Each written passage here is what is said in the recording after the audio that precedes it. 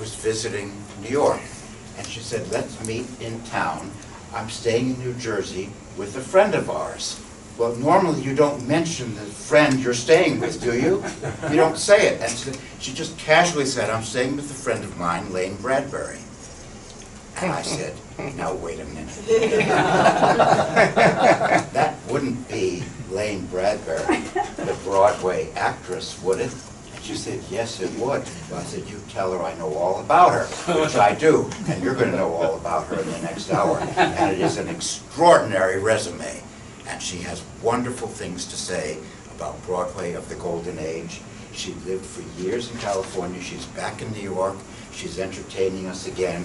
But you should all know her as the original June in one of the greatest of all American musicals, Gypsy. Oh. And she was the ingenue in Tennessee Williams' Night of the Iguana. Her co-star was Betty Davis. You're going to find out a lot more about that tonight as well. It is my great honor to present a Broadway legend, Lane Bradbury.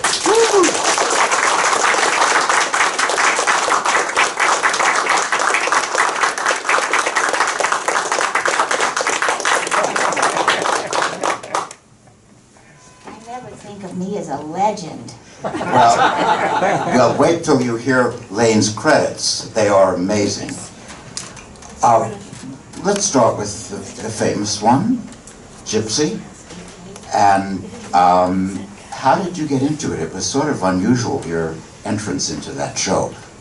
Well, my agent got me an audition for it, and I did. Can you hear, Lane? Can you hear me? Yeah. Louder would be better. Yeah, louder would be better. Close to the, yeah. I can do that. So I had an audition. I sang a song from Can Can, Maidens Typical of France. I didn't get it. You did not get the part. I did not get the part. But then after they had been in rehearsal for 6 weeks, I got another call from my agent telling me that they were firing the girl that was, they were thinking about firing the girl that was playing Dainty June. And I went to the last rehearsal that they had in New York before they went to Philadelphia, and I felt so bad for her. I mean, I was crying during because it's very upsetting to think that somebody that's up there on the stage is maybe not going to be up there. And then once they were out of town, I got another call from my agent telling me that that they were going to replace her with me, and I had 3 days to learn 3 songs, no, four songs, 3 songs, 2 dances, a lot of dialogue, how to do the time step, and to twirl batons. In 3 days. In 3 days. I talk about this in my show, Let Me Entertain You Again, but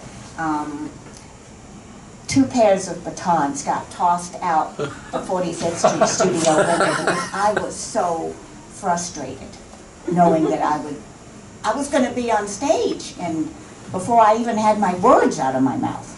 Now, you told me that working with Jerome Robbins, the legendary director of Gypsy, was not the happiest experience of your life.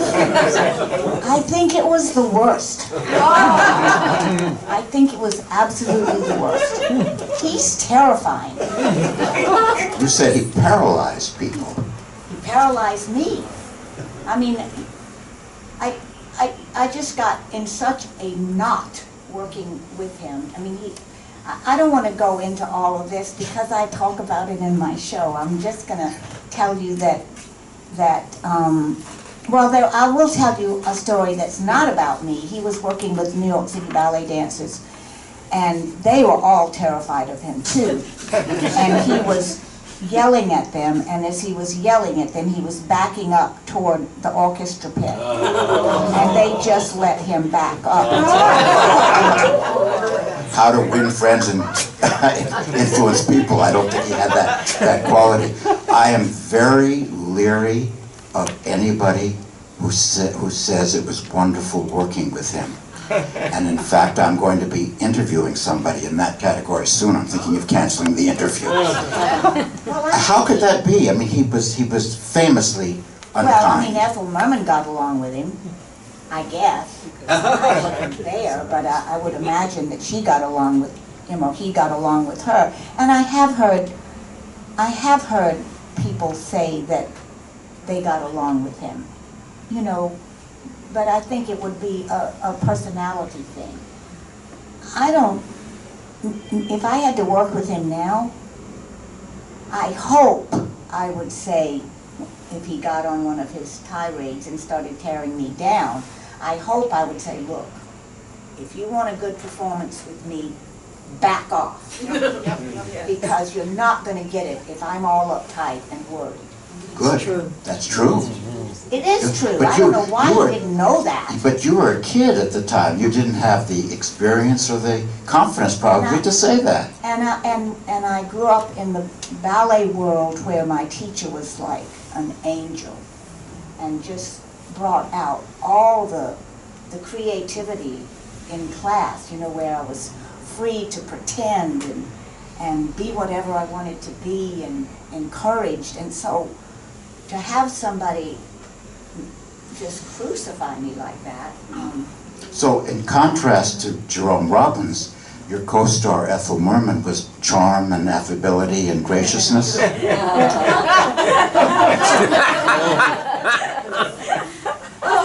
All right, I will tell you one story about Ethel. She never looked me in the eye. She only looked at my forehead. So here I am, a new member of the Actors Studio, and I'm learning all these wonderful things about living in the moment and being truthful, and Ethel Merman doesn't even look me in the eye. So it was like working with a blank. It was not fun. Well, I've heard that she pitched her performance to the audience. She looked at the audience. She,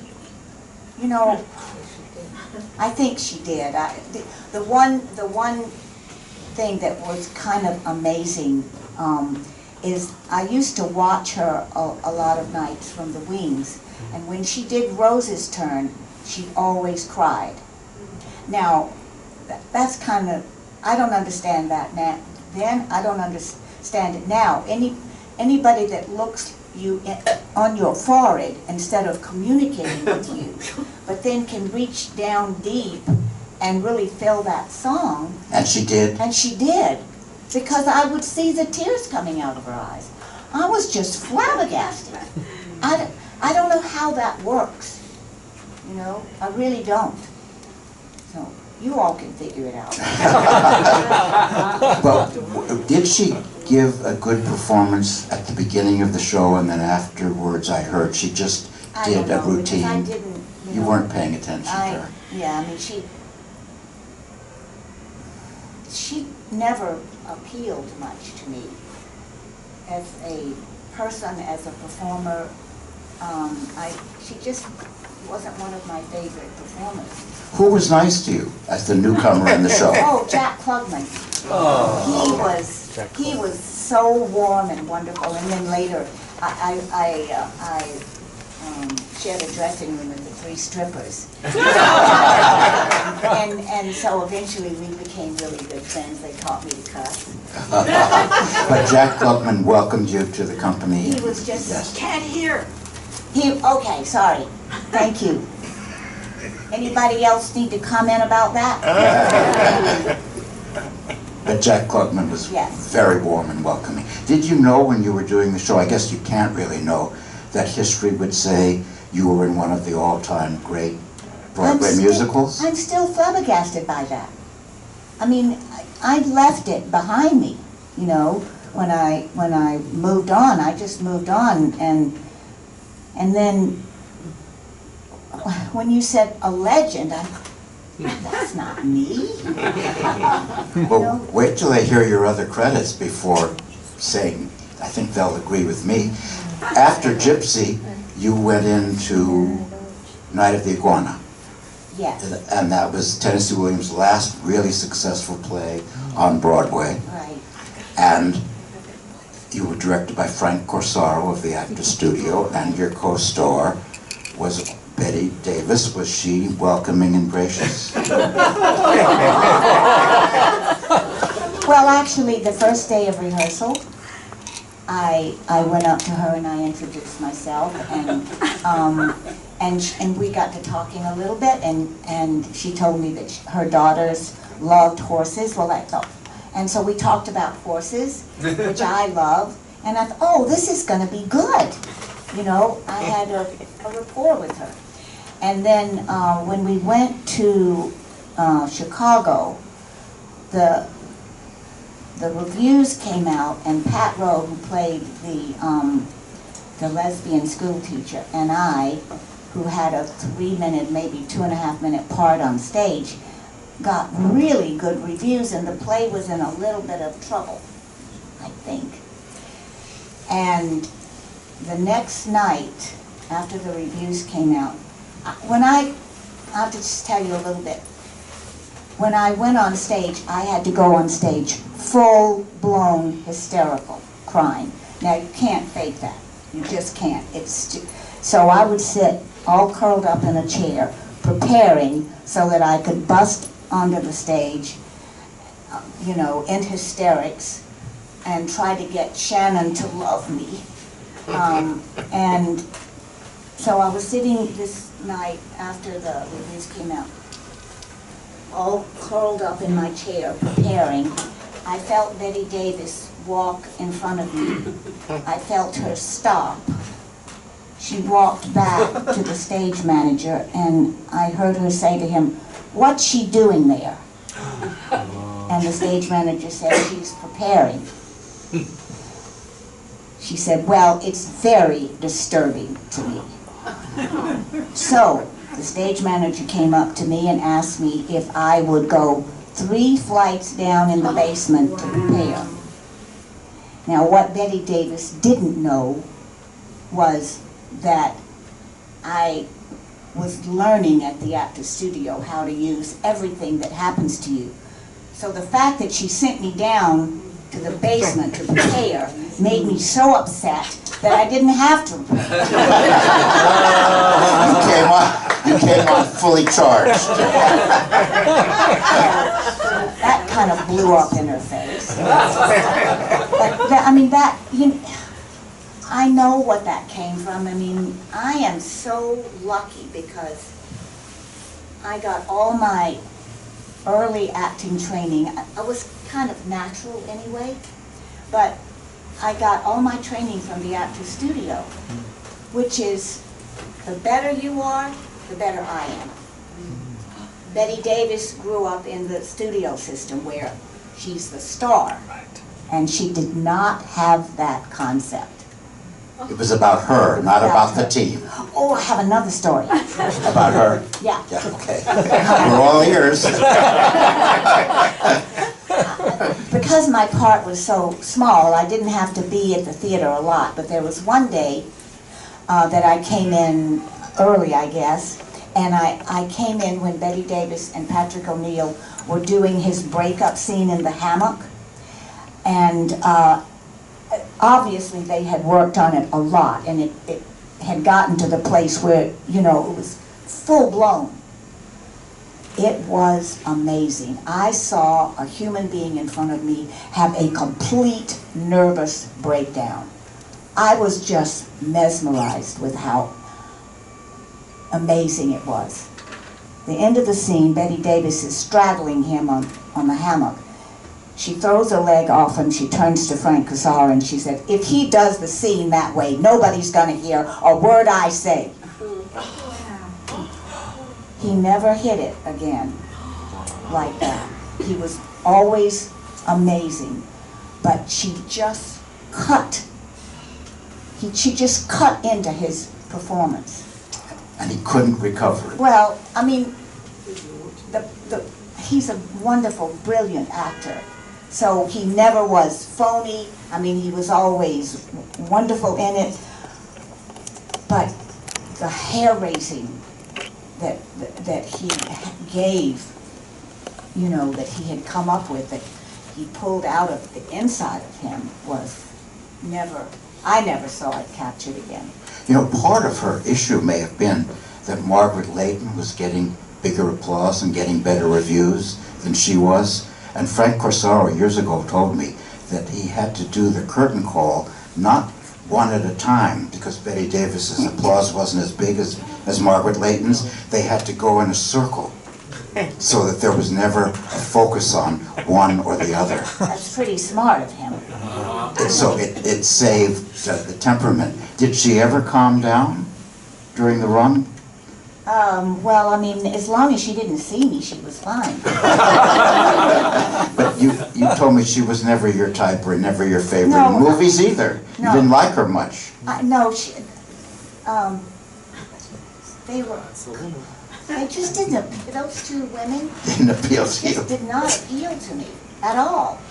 I kind of liked Gwen Verdon and Leslie Caponeau, kind of more Shirley MacLaine, kind of more gentle.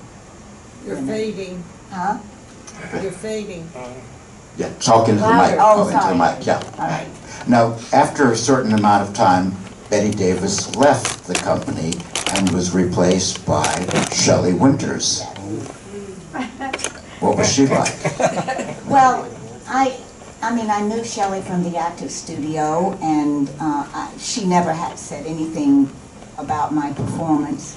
But Shelley is volatile, and something went wrong one night, and she, you know, those glass bottles that are breakable, you know, they're not glass, they're sugar, but they can cut you.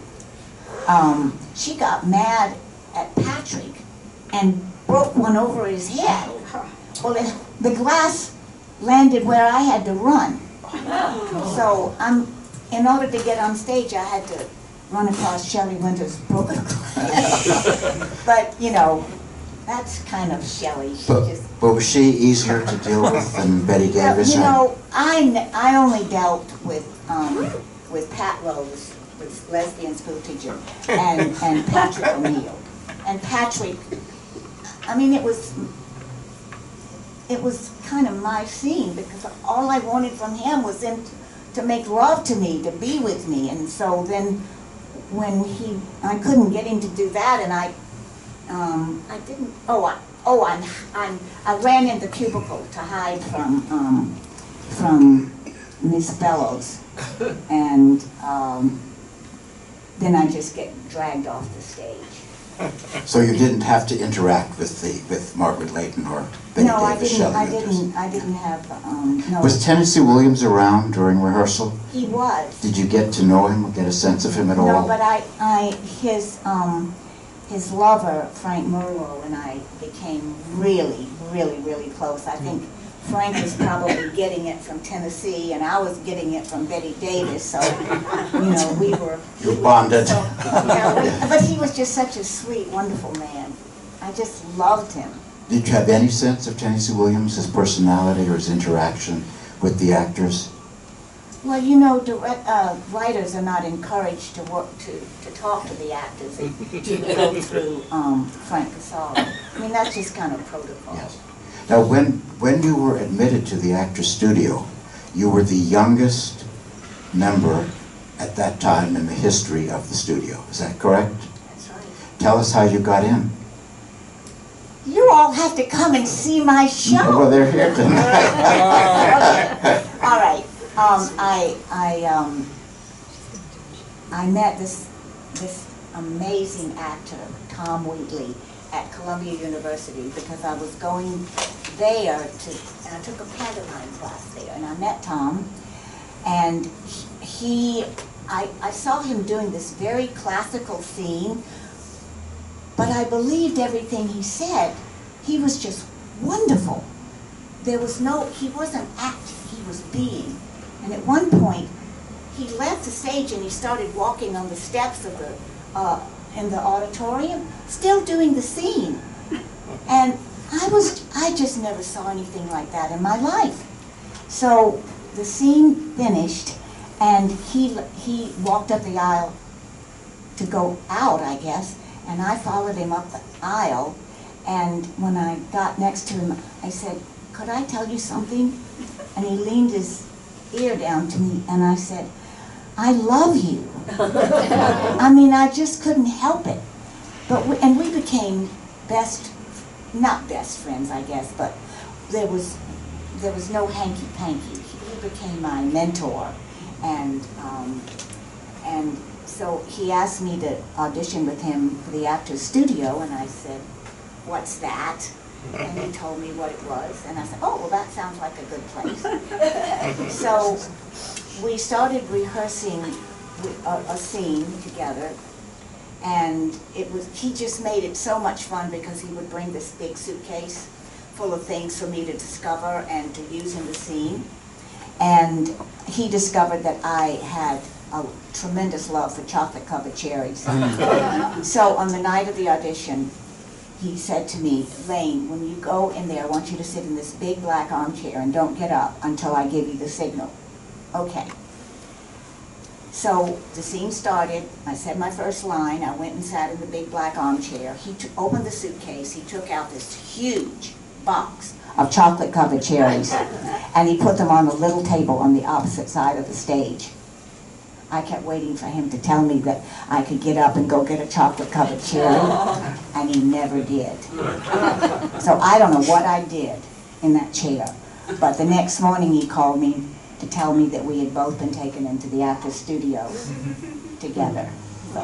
So at one audition, you didn't have to go back? That was the final. The final. Yeah. I've forgotten if we had done that scene before. No, we did another. I know. We did another scene, and they asked us to change scenes and come back and do a final.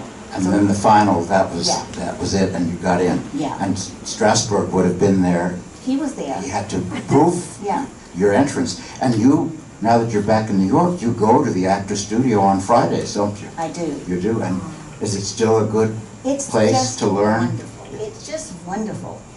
I just see I see actors growing, and in a place where they're not afraid to fall on their face, and they grow from falling on their face because the atmosphere is so nurturing to them. And you learned a lot there about inner work and using yourself for your work, so you were prepared. Now, is your first Broadway credit J.B.? Yes. Directed by Elia Kazan, Yes. not exactly starting at the bottom.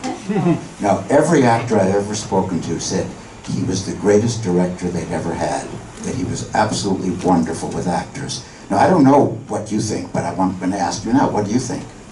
Well, I'll tell you one story that was kind of a wonderful Kazan story. J.B. was about a time when I played a little girl named Jolly Adams, and my part in it was with a whole bunch of women that come onto the stage after an atomic bomb has leveled the New York City or wherever we were. It was actually in a circus, but I don't know why it was in a circus. Come to think of it, but that's all right. Anyway, he wanted to explore this atomic bomb scene. So he had all of the women and me blindfolded and put us different places on the stage. And then all of a sudden what we heard was sirens, ambulances, and I was trying to find Janet Ward, because she was the one member of the studio that I knew the best and really had a good feeling for. And so I'm down on my hands and knees feeling to try to find somebody, and I feel this really hairy leg. I shrieked and burst into hysterics. I'm sure it was Kazan. But it just, it set the tone, because it really was terrifying. So that was an improvisation for the company to get into the mood of the piece. I think it was about 6 women, and then I was the kind of the little girl. Did you feel Kazan was, as a director, employing the approach that you'd been studying at the studio? Yes. It was a method approach to the material? Yeah, but then he was working with Christopher Plummer, who's not method, and Raymond Massey, who's not method. But, so he, you know, as a director, he had to be able to work with everybody. Pat Hingle was a method actor. Was he a good director? Yes, he was a good director. I thought this was the, I don't know whether I should say. You're among friends, isn't that? Yes. We want to hear it. Say, tell us.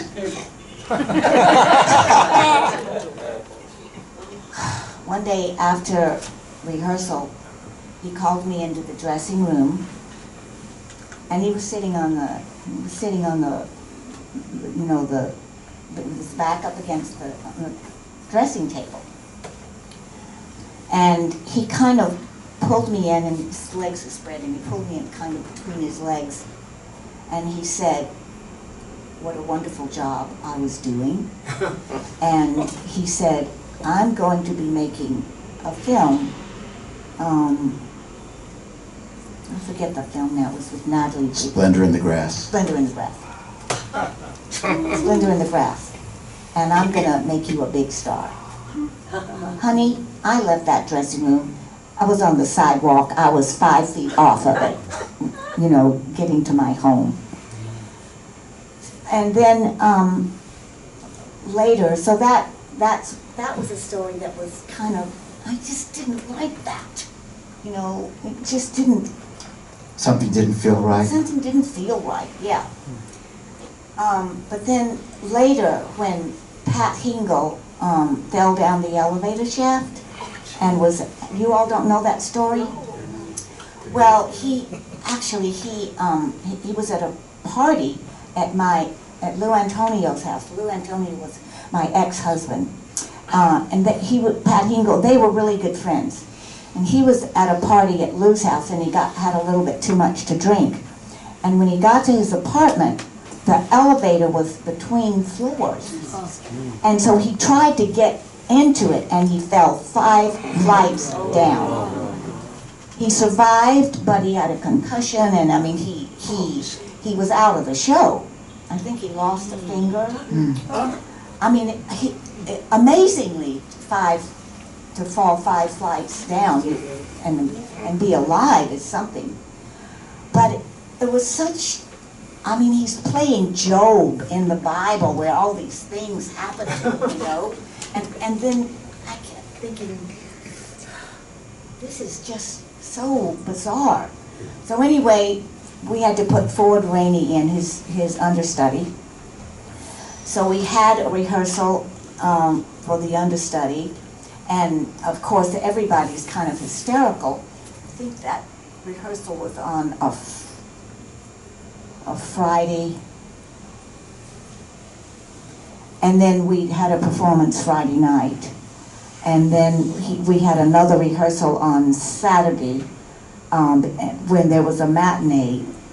And so during that rehearsal, I just was walking through the part, because I used, even though I didn't have any lines, I used that time on stage because I was behind, I was watching Pat Hingle going through some of his Tortures of the Damned, and so I would just use that time to work on crying or cold or, you know, something that I was learning at the studio, so that I was not just somebody sitting there, but that I was involved in it. And so the rehearsal finished, and Kazan was sitting in the audience, and he called me down, and also I had just broken up with my boyfriend that I wanted to spend the rest of my life with, and so I was my life was a little sad. Anyway, so Kazan was sitting in the outside seat, and he said, "Lane, what's happened to you? When I cast you in this part, you just used to light up the stage. And what happened?" Well, I thought, now I've not only lost Eddie, but I've lost my talent. And the tears just started flowing down my cheeks. The next thing I knew, his tongue was in my mouth. That's not a good story. You better believe I quit crying right quick. And I said, "I'm all right," and then I just zipped out of there. And then did you regain your performance, though, for the rest of the run? Yeah, I mean, I was You were that. walking through it. You weren't giving a performance. No, but it just, the circumstances got me, you know. I mean, I believed him that I had lost my talent. I'd not only lost Eddie, I'd lost my talent. But he would use that sort of technique to get what he needed from an actor. It could have been a directorial ploy. What is it? That didn't help me. Didn't help you. Didn't help. Wrong technique. Wrong technique. I mean, I've been in other circumstances when something like that would happen, but it would feed me. And Yes. so I would never report it because it was something that was happening to the character that I was playing. But this was not that. This was not that. This was just... Now, you had an extraordinary experience. You played June Havoc in Gypsy, and then you were directed by the real June Havoc in the Actor Studio production of Marathon 33. That's amazing. What was the real June Havoc like? Well, she was very, very professional to work with. I mean, I understood that there had been dissension between her and Gypsy over Gypsy. In fact, when I went in to play Dainty June, they called her Dainty Claire because they had to change the name. But June was so I never had an intimate relationship with her, but she was so professional to work with, and we did a lot of this work at the Actors Studio. So I feel like that we came as close to accomplishing a real marathon as possible without really having been in a marathon. So I don't have a warm personal relationship with her, but she was wonderful to work with. And she was a member of the Actors Studio and understood the technique deeply. Yes. And she was a serious actress. Her objection to Gypsy, I heard it from her. She told me directly because I knew June Havoc. She said there wasn't a word of truth in it. In the musical Gypsy, not a word of truth in it. Do you think that's true? Do you think From her point of view, it seemed like she felt that way. There wasn't a word of truth in it. It had nothing to do with who she was, her sister, her mother, her family. That wasn't how she saw it. Yeah. Interesting. Yeah, yes. Now, you worked with Julie Harris in Marathon 33. Now, everybody loved Julie Harris. Yes. So tell us she was wonderful. She was wonderful. Julie Harris is not Betty Davis or Ethel Merman. She was another one that I just adored, you know. That I would love to be like, because she was just an awesome, awesome talent and an awesome human being. Yeah, really a wonderful person. Yeah. And that was a wonderful production. It was authentic, Yes. Marathon 33. What Yeah. you said about feeling you're in the middle of a marathon. You felt that. It had that atmosphere to it. It was. Now, you had these amazing Broadway credits, but you have another credit that's almost better than anything else. That Lane was cast without an audition to be the original Honey in Who's Afraid of Virginia Woolf. I didn't. Is that a credit? It's not a. I know, but is that true? You were cast without an audition? That is true. Because of the emotional part that I was doing in Night of the Iguana, they didn't. Honey's part is just so emotional. They just gave me this script that was this big, and Frank Casaro, I had another month left to do Night of the Iguana. He let me out a month early from my contract. I finished on Saturday night. I was to be in rehearsal for Virginia Woolf on Monday. I was emotionally exhausted. I mean, I went to the reading, we read through it, and I thought, oh, I'm just going to walk through this because I just needed to save myself emotionally. And then the next day, we were blocking it out, and I thought, let me just get through today without having to wrench my guts out. And then the next day I was fired. Oh. You don't do that. You just don't do that. So I didn't play Honey, and maybe it was a good thing because after 10 months of screaming your heart out, emptying your soul 8 times a week, it takes a toll on you. It was too soon for you to go into this huge part. Yeah, it just was. And they might have just had to cart me off. Then you left New York and went to Los Angeles and did a lot of TV and some movies over the years, but you're back in New York now, and you want to be on Broadway again. Of course. And why not? And you're doing a cabaret show called Let Me Entertain You Again. Isn't that a great title? Because in Gypsy, the song was Let Me Entertain You, but the cabaret show is Let Me Entertain You Again. And actually, we don't fool around here at the Lambs. Lane is going to do a few numbers for us. Now, Spence, do we have this went on so long because it was so interesting. Do we have 5 minutes for questions from the house, or do we go right into? No, let's give people 5 minutes. Let's take 2 questions from the audience. Yes. Could you say anything about the relationship between Betty Davis and Frank Corsaro when they were working on Night of the Iguana? I don't know what it was because I wasn't involved in that. I don't. I heard he was barred from the theater at a certain point in rehearsal. Oh, you know what? I'm not aware of all that. I mean, I had my little part, and I wasn't part of it. Anything that went on between anybody else but me and Patrick O'Neill and me and Pat Rowe. I know. I interviewed Frank Corsaro, and it was many years after the fact, and it was brutal.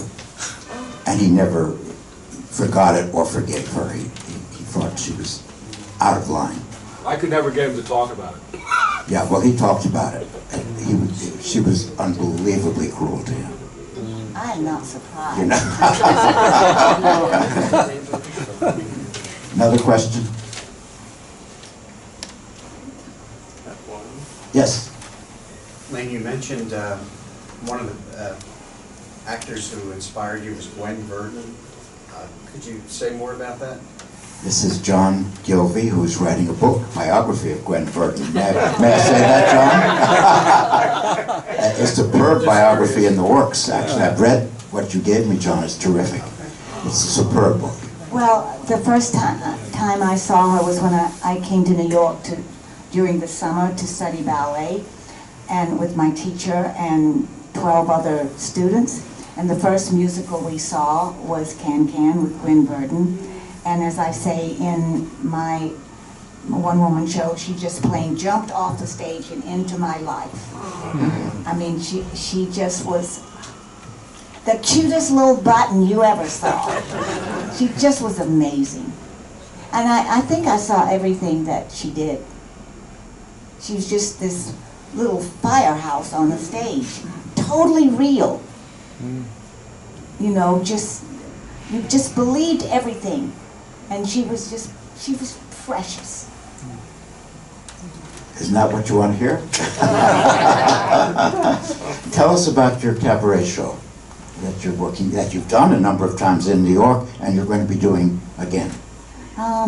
Well, it really just, the first thing is, it was written by a new friend of mine, Doug DeVita, and it was directed, choreographed, produced, shaped by my oldest daughter, Elkin, Antoniou, and it makes it so special because when she puts me on the stage, once I get up there, it's like I'm on a freight train, and it just runs until the final song. It's just so much fun, and it kind of tells my history of Gypsy and going to New York from being an Atlanta debutante. And can you hear the Southern accent? Southern on you, honey? Not enough, I want more. Anyway, it's just, I'm hoping that we can, I would love to take it to Georgia, to Atlanta, because I think that it would be to the Black Box Theater there, of the Alliance Theater, because I think it would really go over so well there. And then just take it on the road, because it's so much fun to do. So you do want to entertain us again. I do. You're back. Yes, I'm back. You're back. Can I say one more thing? You could say two more. My friend Doug DeVita and my accompanist Joe Goodrich are writing a new one-woman musical for me. Guess who I will be playing? Any guesses? No, you don't have to guess.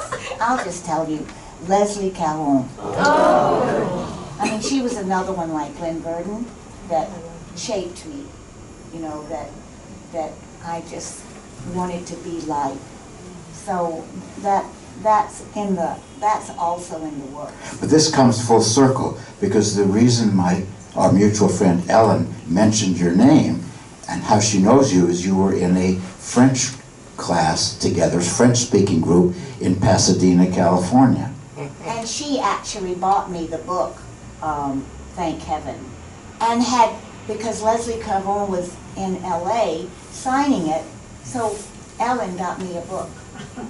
And it's signed by and you are fluent in French. They tell me I'm fluent, but I think I make a lot of mistakes. Okay, some of you have the translations for one of the songs that Lane is going to do, but hasn't it been special hearing this bit of Broadway history?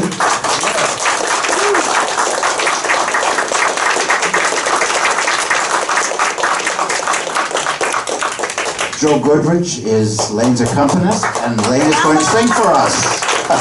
Enjoy.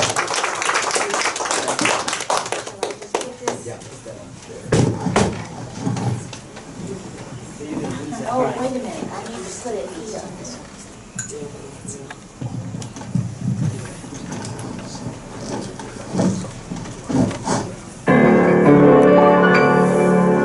Let me entertain you. Let me make you smile. I can do a few tricks, some old and then some new tricks. I'm very versatile. And if you're real good, I'll make you feel good. I want your spirits to fly. So let me entertain you, and we'll have a real good time. Yes, sir. We'll have a real good time.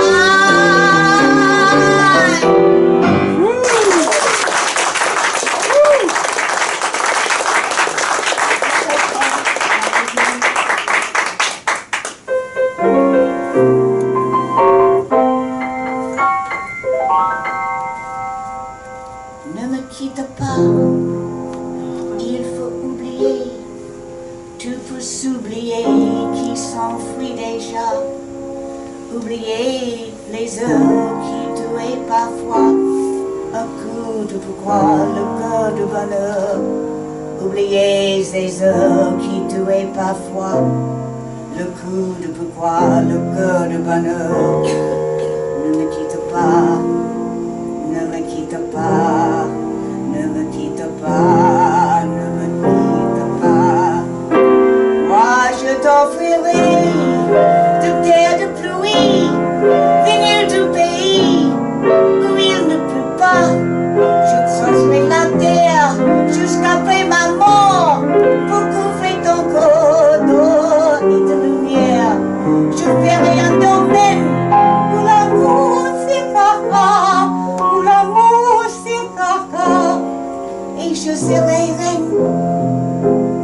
Ne me quitte pas, ne me quitte pas, ne me quitte pas, ne me quitte pas. Ne me quitte pas, je t'inventerai des mots insensés que tu comprendras. Je te parlerai de ces amants-là qui ont vu de fois leur cœur s'embraser. Je te racontais l'histoire de cette reine morte de n'avoir pas pu te rencontrer. Ne me quitte pas, ne me quitte pas, ne me quitte pas, ne me quitte pas. On a vu souvent rejaillir le feu que l'ancien volcan qu'on croyait trop vieux. Il est paraît-il que terre brûlée, que non plus de blé, qu'un meilleur avenir. Et combien le soir, qu'est-ce qu'elle framboise, le rouge et le noir, ne s'épousent-ils pas? Ne me quitte pas, ne me quitte pas, ne me quitte pas, ne me quitte pas.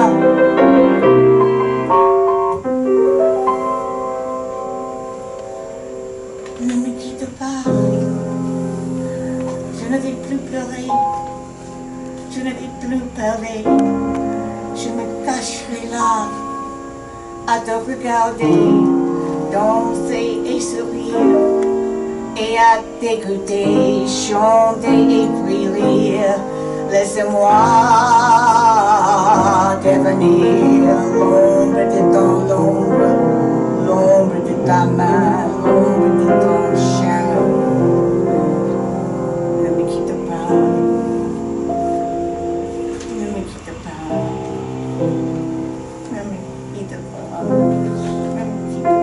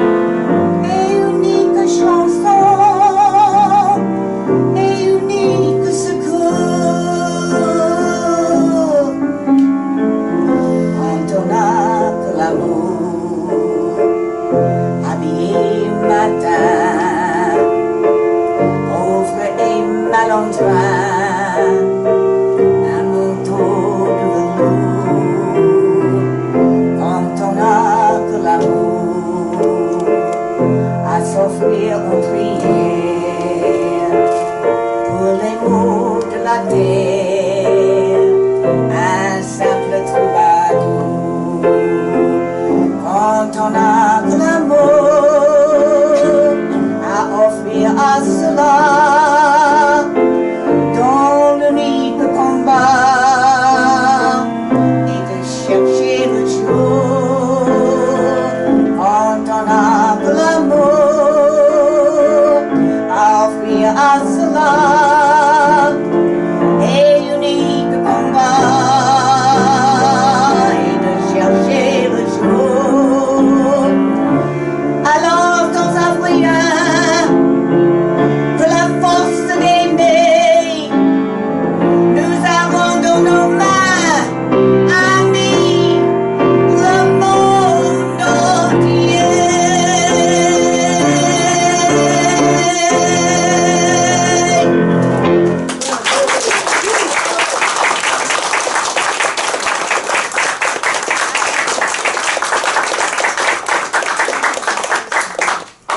Because I messed that song up. And he saved me. He is the most amazing person ever.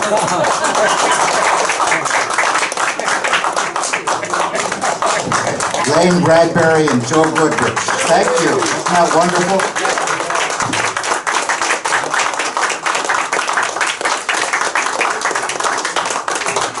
Come up and say hello to Lane. We're done. Thank you.